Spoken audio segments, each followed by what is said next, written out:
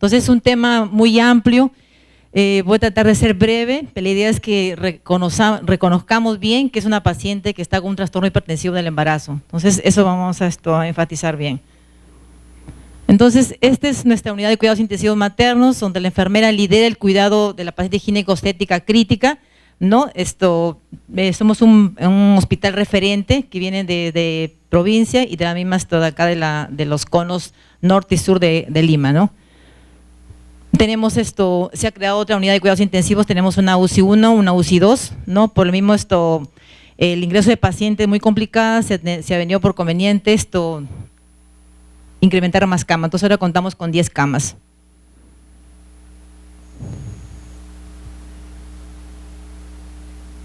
¿Hoy no avanza?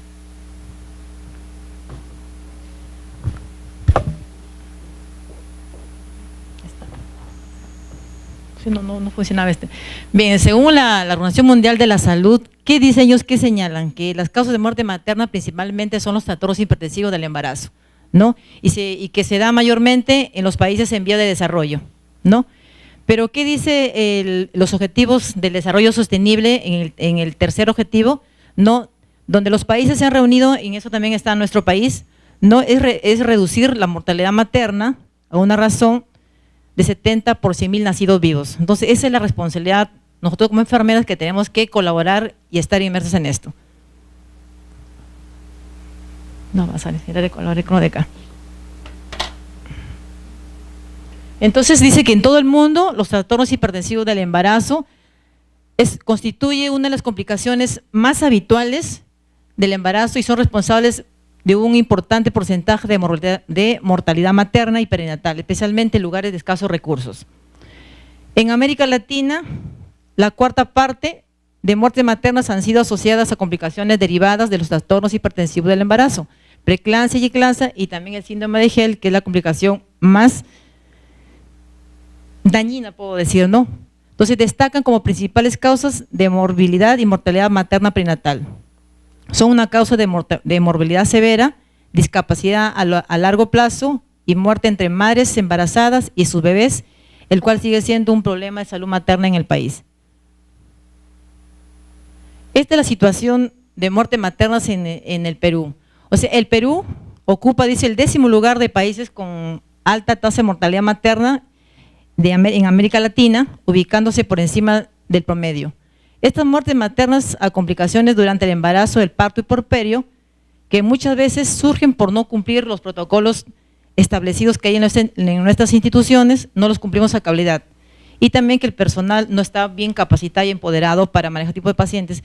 Ustedes ven, miren cómo las muertes del año 2012 hasta el 2017 son altas. Entonces, ¿qué decimos de la preeclampsia? Que la preeclampsia es una enfermedad del embarazo que afecta a la madre y al feto, ¿no? Siendo responsable de una proporción considerable de muertes maternas perinatales que complica del 12 a 23% de los embarazos y es la segunda causa de muerte materna en el Perú. Igualmente, en la maternidad de Lima, también la revisión que se ha hecho también es la segunda causa de muerte materna en la maternidad. Estos son los casos de muerte materna de nuestra institución, del 2007 al 2017. La primera causa de muerte materna son la preeclampsia severa y la eclampsia, seguido de los abortos y las hemorragias posparto. Acá hay una relación de muerte maternas que, si bien es cierto, no son propias de la institución, vienen de provincias y de los mismos conos de acá de la institución. Mayormente son pacientes que vienen en muy malas condiciones, muy mal manejadas, y entonces pues que llegan a la maternidad en menos de 24 horas fallecen. Entonces tenemos mortalidades maternas altas. Estas son las complicaciones obstétricas, todas son trastornos hipertensivos del embarazo con 122 casos. Entonces, ¿qué decimos? Que el desarrollo de la hipertensión en una mujer embarazada previamente normotensa debe ser considerado como algo potencialmente peligroso tanto para la madre como para el feto. Porque si la madre está bien, vamos a tener un buen producto. Pero si la madre no está bien sana, no está bien perfundida, vamos a tener un feto deficiente con problemas. Entonces, ¿qué queremos? Que la enfermera debe estar bien preparada, empoderada, con conocimientos del desarrollo de la enfermedad, de los trastornos hipertensivos del embarazo, para poder brindar un apoyo oportuno, una atención oportuna de calidad a este tipo de pacientes y evitar las muertes maternas. Entonces, para hablar ya de una gestante normal, dice que el embarazo normal se caracteriza por vasodilatación, aumento de la coagulación de la sangre y poca reactividad del tono de los vasos sanguíneos. Pero ¿qué pasa ya cuando la paciente está desarrollando la enfermedad, que es la preeclampsia? Entonces, aquí ya se produce la vasoconstricción, hay un incremento del tono vascular que posteriormente provoca hipertensión, lesión a las células, aquí al endotelio, a los glóbulos rojos y las plaquetas. Entonces se produce una hemoconcentración, disminución del volumen plasmático y comúnmente se desarrolla la preeclampsia. ¿Por qué? Porque habrá anoxia en la parte uteroplacentaria, entonces van a tener un bebé con problemas. Y por eso que nuestras unidades de cuidados intensivos están llenos con bastante bebés muy prematuros, lo cual ellos son muy lábiles, ¿no? Porque muchos procedimientos invasivos y muchas infecciones. Entonces, ¿cómo podemos evitar las muertes maternas? Dice que sí son evitables, pero ¿cómo? Mediante estos 3 pasos. Hay que tener una detección oportuna, reconocimiento de los signos de alarma para ese tipo de pacientes, que son sobre todo las gestantes, ¿no? Para a tiempo tratar de atenderle. Hay que tener un adecuado conocimiento del profesional de la salud, en este caso los médicos, las enfermeras, sobre todo aquellos que están más en la periferia, en los centros de salud, reconocer a tiempo para poder remitir a esta paciente a un centro de referencia de mayor calidad, mayor complejidad. Otro punto es la existencia de hospitales generales u obstétricos con disponibilidad de la tecnología, por ejemplo, hospitales con los FONI, que son las funciones obstétricas neonatales intensivas, ¿no? Para este tipo de pacientes, tanto para la madre y para el recién nacido, para que puedan ser atendidos. Entonces, ¿qué decimos de los desórdenes hipertensivos? Que son la complicación médica más común en el embarazo, afecta el 6 a 8% de todos los embarazos, el 70% de los casos son debidos a la preeclampsia. La preeclampsia es una de las principales causas de muerte materna en el mundo y causa importante de muerte perinatal y prematuridad. Entonces, estas son las complicaciones de los desórdenes hipertensivos del embarazo. Viene la preeclampsia, eclampsia, edema agudo del pulmón, insuficiencia renal aguda, hematoma hepático, rotura hepática, un accidente cerebrovascular, una coagulación intravascular diseminada, y también se desarrolla el síndrome de Gel, ¿no? Con elevación de las enzimas hepáticas. También vamos a tener un desprendimiento de placenta normoinserta y también la hemorragia cerebral. Acá vemos ya la definición de la preeclampsia.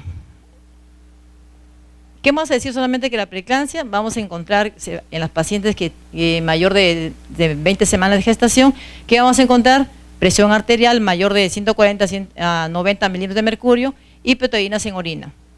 Y lo más importante acá es reconocer a la paciente los signos que ya están presentando, y para tomar las proteínas de orina que sean mayor de 0,3 gramos o 300 microgramos por decilitro, ¿no? Esta orina de proteinura en 24 horas, o también hay que tomar la orina, espaciar las 4 a 6 horas de estas muestras, sobre todo cuando estén ya con esta sintomatología de la paciente, para poder ya diagnosticar bien si la paciente está con proteinuria. Pero un aporte reciente de la Academia de Ginecostetricia Americana, ellos ya eliminaron la proteinuria como criterio de diagnóstico para una preeclampsia, ¿no? ¿Y quiénes están en riesgo para la hipertensión gestacional? Las mamás primerizas, las mujeres cuyas hermanas y madres tenían hipertensión inducida del embarazo, los embarazos múltiples, mujeres menores de 20 a mayor de 40 años de edad, las mujeres que tenían presión arterial alta antes de su enfermedad o tenían un problema renal. ¿Qué tenemos que hacer nosotros al momento si ya se reconoce que tenemos una paciente con preeclampsia? Hay que saber esto también en el primer embarazo, si es su primer embarazo, la edad de la madre, el intervalo intergenésico, lo que es el PIN, el índice de masa corporal, si ha tenido embarazos múltiples, ¿no? ¿Para qué? Para poder decir que estamos frente a una preeclampsia moderada. O los factores de riesgo de mayor o alto riesgo, tenemos los trastornos hipertensivos del embarazo, la enfermedad renal crónica, una enfermedad autoinmune o diabetes tipo 1, tipo 2.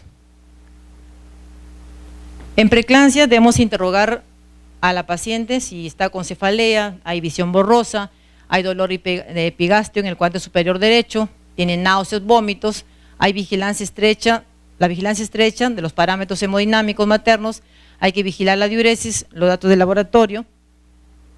En cuanto a la fisiopatología, dice que la preeclampsia involucra aquí a 2 etapas. En la primera etapa vamos a ver una pobre presentación no existente, donde no se pueden evidenciar los signos y síntomas cuando se inicia la preeclampsia acá. La paciente puede estar normal sin sentir ninguna sintomatología. En consecuencia de pobre presentación, vamos a tener hipoxia placentaria que resulte de un daño del sincitio y limitación del crecimiento fetal. Acá ya viene la disfunción del endotelio. Por un problema inmunológico se produce ya el estrés oxidativo y viene la alteración del balance de los factores de la angiogénicos y antiagénicos.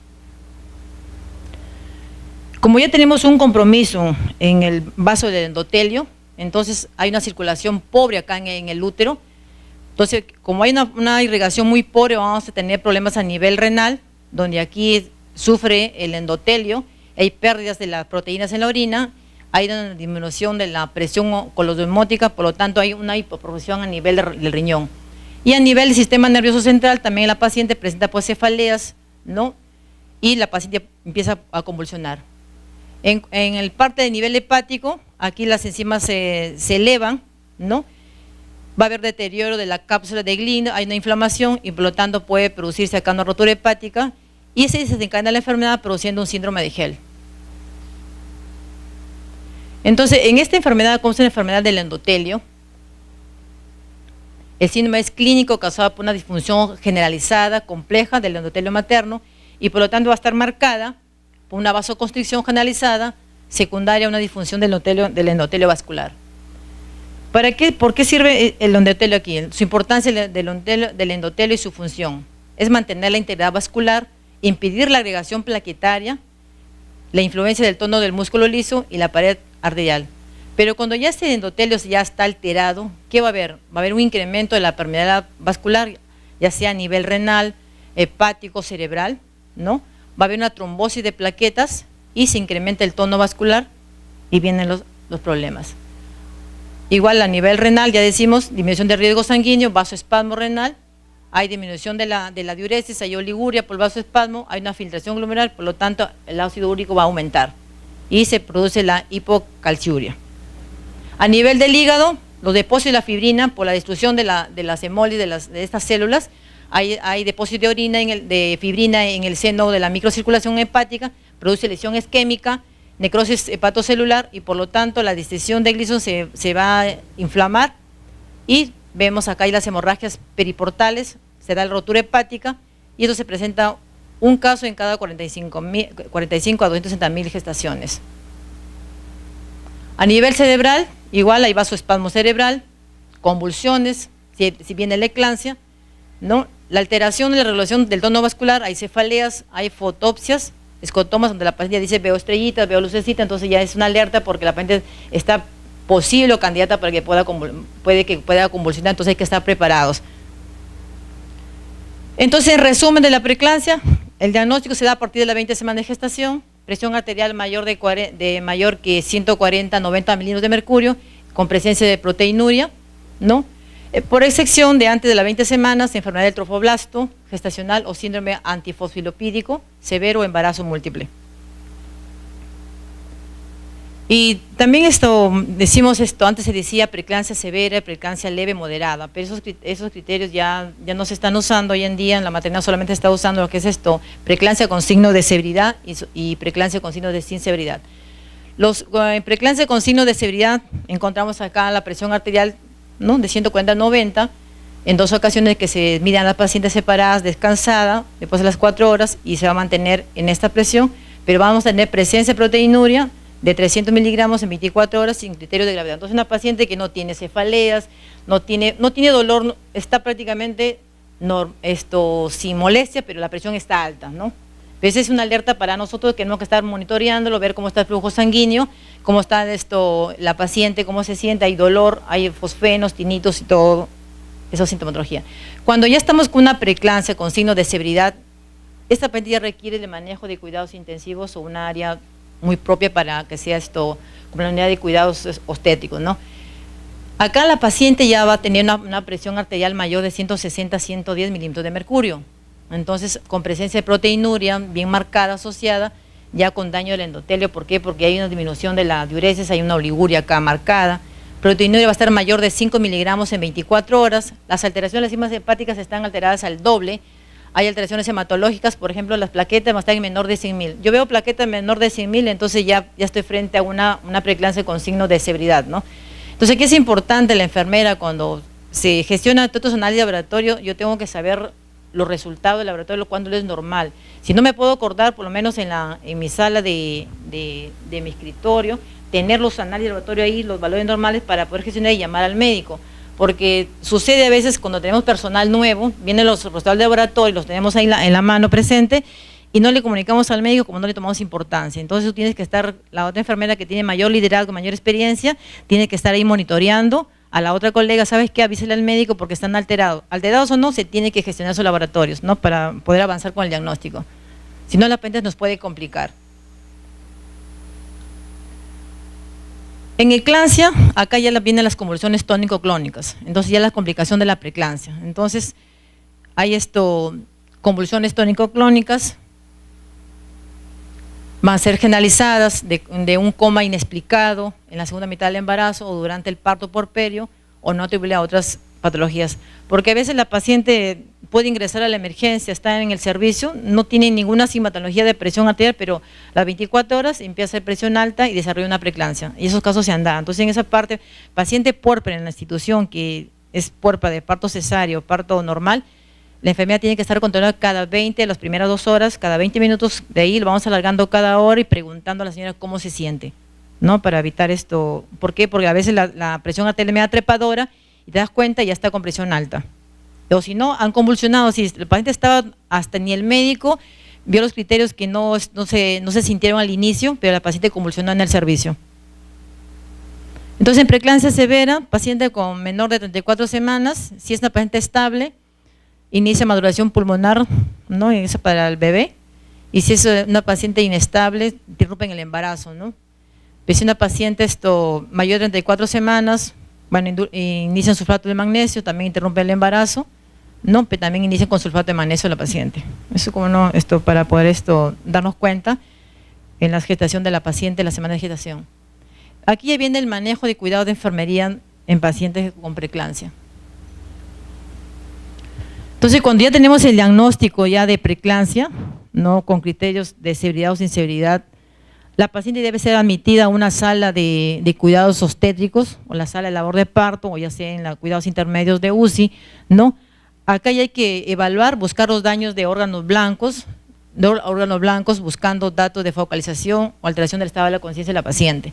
No hay que identificar los datos de signo de dependiendo prematuro de placenta. Aquí hay que gestionar y evaluar el bienestar fetal con el médico ginecobstetra para ver lo que es el perfil fetal del bebé, el peso ponderado, a través de la cardiografía, y también administrar dosis de carga de sulfato de magnesio a la paciente para evitar las convulsiones. Y la parte más temida aquí, la gestante que sea de 34 semanas o 28 semanas, es la pérdida de este producto, ¿no? Entonces, por eso es importante, si la paciente está en nuestro servicio, nosotros en la maternidad controlamos el latido fetal al bebé. Entonces necesitamos monitorizar el latido cardíaco fetal 1 hora, cada 2 horas o cada 6 horas. Hay que observar la dinámica uterina, si hay presencia de sangrado, si la paciente percibe momentos fetales, cómo está la frecuencia cardíaca del bebé, si está en bradicardio o taquicardia, para comunicar al médico ginecobstetra, ¿no? Para que tome ya la conducta pertinente, explicar a la paciente las pruebas de bienestar fetal en qué consiste, darle seguridad y darle confianza a la paciente, mantenerla en una posición de cúbito lateral izquierdo y administrar dexametasona, que lo indica el médico, para dexametasona o betametasona para la moderación pulmonar. El sulfato de magnesio es la droga de elección para evitar las convulsiones. ¿Por qué? Porque no produce daños al sistema nervioso central, ni como tampoco a la madre ni al feto. El sulfato de magnesio que administramos, que es protocolo también de ahí de la maternidad, es el método SUSPAN que estamos usando. Usamos sulfato de magnesio 5 ampollas en 50 centímetros de cloruro de sodio al 9/1000 y damos una dosis de ataque de 4 gramos en 15 minutos. Luego damos una dosis de mantenimiento 1 gramo por hora por 24 horas a la paciente, pero siempre hay que estar vigilando a la paciente todo lo que son signos de alarma. El sulfato de magnesio dice que hasta hoy se sigue demostrando que es la única placebo o droga que evita las convulsiones de la paciente mejor que la defilinadatoína, ¿no? O el diazepam como profiláctico. Entonces, la droga de elección es el sulfato de magnesio. Entonces, durante la infusión del sulfato de magnesio hay que tener bastante cuidado acá. Hay que vigilar a la paciente de forma bien estricta, horario, el estado de conciencia, los reflejos osteotendinosos, frecuencia cardíaca, frecuencia respiratoria, la diuresis, presión arterial.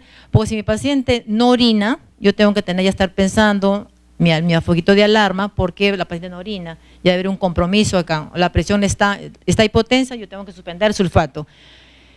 Lógicamente el sulfato produce sueño a la paciente, pero es una paciente que sueño pero está alerta. Yo le digo, señora, ¿cómo está? Soy la licenciada Silvia, alguna molestia, un problema, y te va a responder, está alerta, ¿no? No es una paciente que si está por el sulfato magnesio que se impregnó demasiado, entonces la paciente pues va a estar pues con un escalo de grado muy por debajo, ¿no? Entonces la infusión de sulfato de magnesio debe mantenerse hasta las 24 horas después de la interrupción del embarazo, ¿no? Dice que no se debe suspender así entre a sala, ¿no? Si existe un riesgo de intoxicación de sulfato de magnesio, por los signos de toxicidad, incluye pérdida de reflejos osteotendinosos, ¿no? Hay depresión respiratoria, visión borrosa, cardiotoxicidad. El fármaco de elección aquí es el gluconato de calcio, una ampolla en bolo se administra. Entonces, ¿cuándo sospechar cuando hay una intoxicación por sulfato de magnesio? ¿No?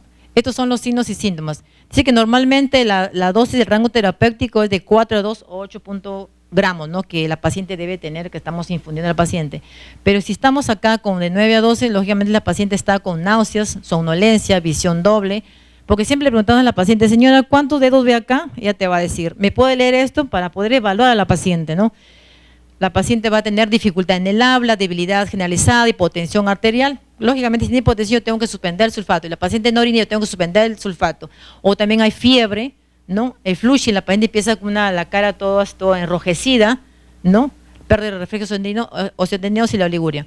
Pero si mi paciente ya está, pues, a través del laboratorio con una carga mayor de 12 gramos, entonces mi paciente, pues, estamos aquí en alerta. Hay una afectación musculatoria respiratoria, una bradinia, la paciente está en menor de 12 respiraciones por minuto, ¿no? Y si estamos ya frente al 15, pues ya la paciente está en una parálisis muscular y paro respiratorio, y mayor de 18 ya va a haber un bloqueo aquí, una sistolia.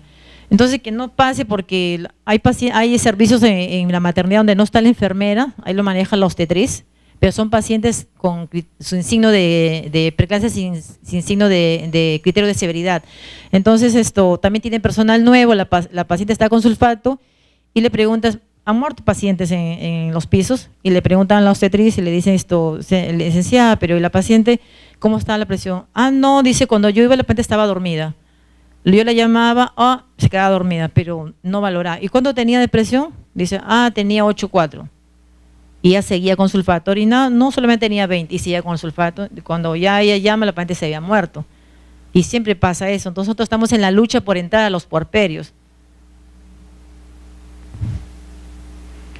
Entonces, ¿qué hacer ante la sospecha de intoxicación? Pues siempre es la alerta médica y pedir ayuda, parar la infusión, ¿no? Hay que medir el rango de sulfato que estamos pasando, ¿no? Hacer la analítica con los hidroelectrolitos, ¿no? La magnesemia que hay que pasar por laboratorio para poder dar la atención adecuada a la paciente. Acá es gestionar, como les decía, los datos de laboratorio, hay que gestionarlos, hemograma, perfil de coagulación, el conteo de plaquetas, el perfil hepático, la función renal, para ver cómo está la creatinina, la urea, el examen de orina y la medición de proteínas. Entonces, todos estos análisis de laboratorio los tenemos que gestionar sí o sí, ¿no? Para poder brindar una atención oportuna a nuestra paciente. En cuanto a la estabilización y corrección de la difusión en preeclampsia severa, ya con signo de severidad, Aquí la fluidoterapia es muy importante, hay que corregir la diuresis, ¿no? El control de los factores de coagulación. ¿Por qué? Pues si nosotros sabemos que la paciente no orina porque por falta de fluidos, no por la vasoconstricción que ha habido, ¿no? La oxigenoterapia es importante aquí también. Entonces el manejo de los líquidos aquí es importante para el control de la hipertensión, prevención de las convulsiones, ¿no? Ya sea con el sulfato, y la interrupción oportuna del embarazo, que debe ser con el equipo multidisciplinario. La reposición de la volemia, nosotros como protocolo canalizamos 3 vías periféricas, una exclusivamente para el sulfato de magnesio, una para la hidratación y la otra para hemoderivados que requiere la paciente, ¿no? La hidratación, en estos casos, para los síndromes, como hay que recordar que hay una contracción ¿cómo se llama?, del intravascular, a diferencia de la hipovolemia usual de la gestante, por lo tanto hay la tendencia a una oliguria en la paciente por falta de fluidos. Entonces, a pesar del edema, pasamos fluido, pero siempre controlando campos pulmonares para evitar un edema agudo de pulmón. Lo importante acá es controlar la diuresis, las características, el flujo urinario, el gasto urinario, como lo podemos llamar, o débito urinario. Para nosotros debe ser mayor de 50. Si está en 100, para mí la paciente está óptima, la función renal está yendo bien, ¿no? Pero si mi paciente está en menos de 30, 25, el paciente ya se está complicando la parte renal, ¿no? Y nosotros, bueno, tenemos nuestra hoja de monitoreo que le implantamos del 2007, el 2009 fue aprobada, entonces que también nos costó mucho para integrar toda la información en una sola hoja, ¿no? Donde acá evaluamos las tendencias, funciones vitales, registramos también los horarios, las medicinas que vamos a administrarnos. Entonces, bajo un punto, como un punto de encuentro, podemos ver qué función está alterada acá, toda la que es la hemodinámica. De repente, creo que también la mayoría de los hospitales ahora día cuentan con esta hoja. Nuestra hoja ya está aprobada con resolución. Adiós, gracias. Entonces, aquí el principio es clave mantener la vía aérea de la paciente, ¿no? La mujer debe, la prioridad inicial de mantener la prioridad de la vía aérea, prevenir la aspiración, porque si estamos una paciente que convulsiona, se puede aspirar, entonces hay que mantener la vía aérea permeable. La paciente hay que colocarla al lado izquierdo para que haya una mayor perfusión del útero placenta, ¿no? Hay que prevenir la hipoxia y los traumas maternos, el tratamiento hipertensivo, la hipertensión que es grave en la paciente, hay que prevenir los ataques recurrentes. Entonces la oxigenación materna y protección contra el trauma, lo mismo. Oxígeno suplementario, normal nosotros empezamos con 5, pero acá en la literatura dice de 8 a 10 litros por minuto para tratar la hipoxemia, la hipoventilación durante la convulsión, o de repente la paciente también ya va a requerir de ventilación mecánica, ¿no? Y hay que proteger a la paciente las barandas de la cama, porque es posible que de repente convulsione, evitar que le haga daño. Entonces hay que mantener a la paciente una oxigenación de la pulsioximetría entre 90 y 95%, ¿no? El tratamiento que usamos en la maternidad es metildopa, lo usamos 1 gramo cada 12 horas, ¿no? Regulando cada 24 horas, tratamiento por 7 días, y ante una crisis hipertensiva también usamos nizipina, y si no cede, usamos nitroglicerina también. Hemos tenido la oportunidad de pacientes que no cedían con estas drogas que usamos en la maternidad, hemos tenido que usar otras drogas son más como la betalol, la hidralacina, pero son muy costosas, y el sí no lo contempla esto. También hay que hacer el control de gases arteriales para ver el medio interno, cómo está el ácido base. La analítica de poras cruzadas en caso que mi paciente haya hecho una rotura hepática para poder lograr transfundir. Acá el síndrome de Hell ya es la complicación más grave, es el daño hepático, es de alta mortalidad para las pacientes, ¿no? ¿Por qué? Porque ya se caracteriza por destrucción, hay una hemólisis de estas células sanguíneas, hay una disfunción hepática, pues se han triplicado los valores normales, entonces produce la trombocitopenia por una progresión evolutiva de los cuadros severos de la hipertensión del embarazo. La variante de la preeclampsia grave para el síndrome de Hell es el único tratamiento definitivo, aquí es es terminar la gestación, o sea, el parto. ¿Para qué? Para poder eliminar las vellosidades coriónicas, ¿no? Por esta razón, dice el tratamiento históricamente se ha limitado a controlar la presión arterial, la profilaxis contra las convulsiones y la interrupción del embarazo. El síndrome de Hell ya sabemos destrucción de las células, hay hemólisis, elevación de las enzimas hepáticas, disminución de las plaquetas. Esto sí, igualmente los criterios de diagnóstico, que hay hemólisis, lámina periférica con esquitócitos, la desogenasa láctica mayor de 600, Las bilirrubinas totales están elevadas, de mayor de 1.2, y las aspartato aminotransferasa está mayor de 70. Y las plaquetas están menor de 100. Y la tríada clásica del síndrome de Gel tenemos que la anemia hemolítica por hemólisis, la microangiopática, ¿no? Aquí ya se ven los esquitocitos, enfrotis de lámina periférica. Entonces acá la hemólisis apoyada por alta concentración del LDH y la presencia de bilirrubina no conjugada. Las enzimas hepáticas elevadas que tenemos acá, los niveles están debidos a la lesión hepática que se ha producido acá a nivel del hígado, y la trombocitopenia que se puede presentar. Acá también dice que es importante administrar los corticoides, ¿no? Según estas publicaciones. ¿Por qué? Porque este mecanismo dice que es sugerido para poder reducir la adhesión de las plaquetas, la reducción de la eliminación y finalmente el aumento de la activación de plaquetas. ¿Por qué? Porque cuando tenemos problemas de síndrome de Gel hay consumo de plaquetas. Entonces acá la cesárea se debe realizar en las mujeres que desarrollen el síndrome de Gel antes de la 30 semana de gestación.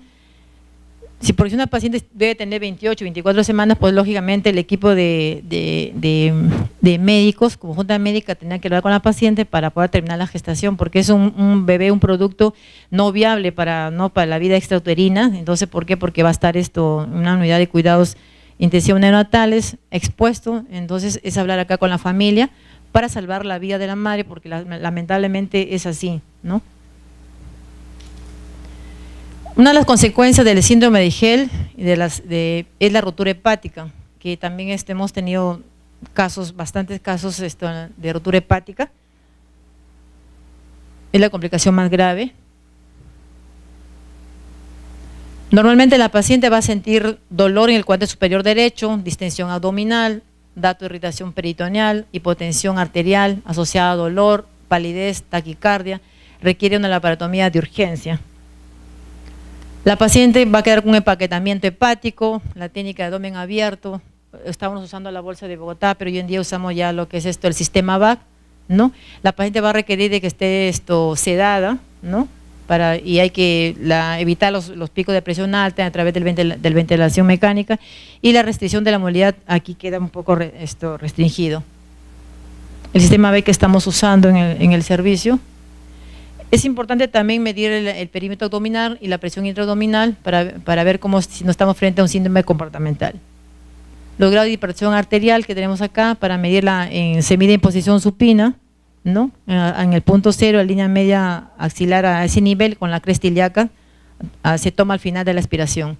Y se estila con 25 milímetros de solución salina. Y tenemos los grados de hipertensión del grado 1 hasta el grado 4.